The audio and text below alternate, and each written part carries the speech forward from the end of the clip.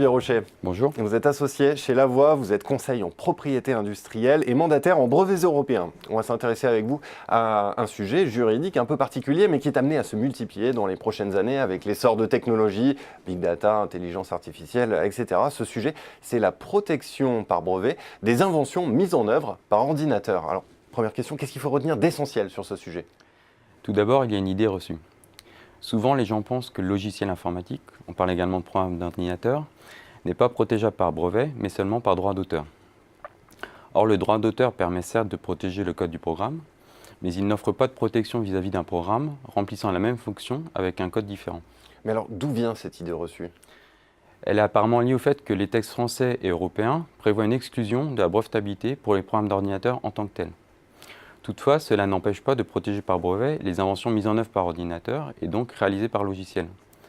Ce qui est alors protégé, c'est le procédé en lui-même, c'est-à-dire la succession d'étapes techniques effectuées par le logiciel lorsqu'il est exécuté par l'ordinateur. Le procédé breveté offre alors une protection quel que soit le code source ou le langage utilisé. Même si un tiers change le code source ou le langage, alors cela ne l'exonérera pas nécessairement d'une éventuelle contrefaçon. D'ailleurs, souvent, le code source ou le langage n'est même pas mentionné dans le brevet. La jurisprudence européenne va plus loin en admettant la brevetabilité du programme d'ordinateur en lui-même, dès lors qu'il est capable de mettre en œuvre le procédé. Mais alors, comment expliquer que cette idée reçue persiste encore aujourd'hui ?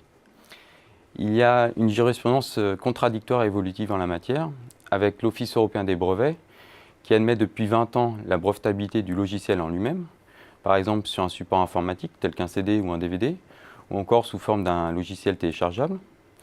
Ceci à partir du moment où le programme d'ordinateur est capable de mettre en œuvre le procédé et produit alors, selon les termes de la décision IBM, un effet technique supplémentaire. Alors que la jurisprudence française tendrait à se montrer plus stricte en la matière. En outre, les tenants du logiciel libre combattent avec véhémence la brevetabilité, la protection par brevet. Dernier point, je mentionnais en introduction l'essor du big data, de l'intelligence artificielle. Est-ce que vous confirmez qu'il y a aujourd'hui urgence à combattre cette idée reçue pour mieux protéger les innovations d'aujourd'hui et de demain, bien sûr ? Oui, absolument. Juste un chiffre pour montrer l'importance actuelle de la protection par brevet pour les inventions mises en œuvre par ordinateur.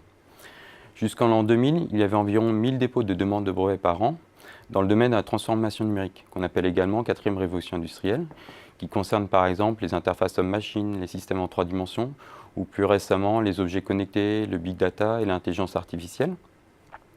En 2015 et en 2016, il y avait plus de 5000 dépôts de demandes de brevets par an à l'Office européen des brevets dans le domaine de la transformation numérique, soit 5 fois plus en 15 ans. Eh bien, merci beaucoup Olivier Rocher pour cet éclairage sur ce sujet. Donc, on l'a bien compris, un sujet qui monte. Merci encore. Merci.